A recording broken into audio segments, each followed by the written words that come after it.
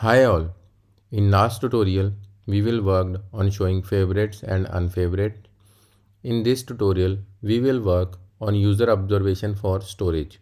With user observation, a SwiftUI view can support data changes without using property wrapper or bindings. So let's get started.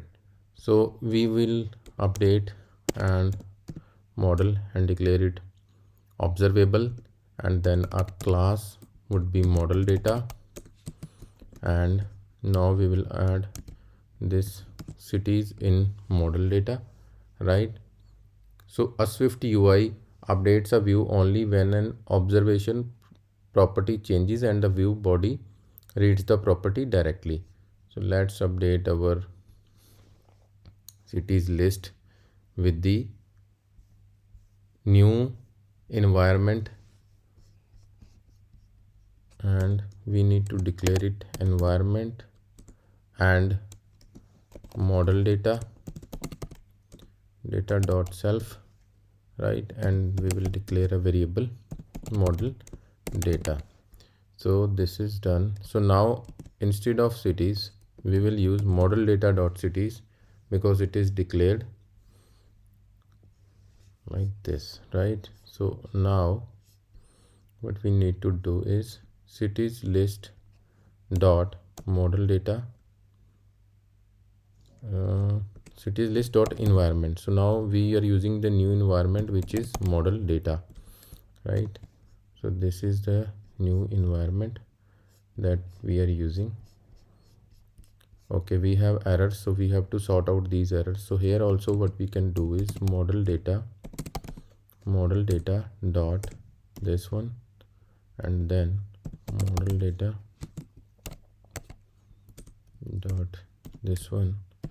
So we will update like this. Here also we have detail screen, so here also we will update,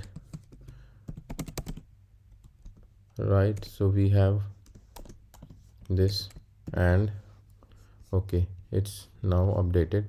So now in this also we are using cities list. Okay, this is done.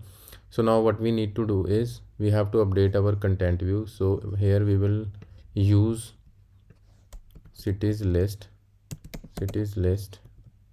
right? And we will delete this, and here also what we are gonna do is content view dot environment model data, right?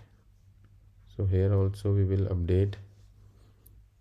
This is done. And now in finally over here we need to declare our state variable, which is model data, and we will update a state private, right, variable model data is equals to model data, and in this we will use content list, content view and dot environment, and we will use model data, right? So this is done. So we updated our model data to observable. So in our next tutorial we will work on adding a favorite and unfavorite icon so that user will able to click on it and make it favorite and unfavorite. Thanks. Please share and subscribe my YouTube channel for more videos on SwiftUI and skilled learning.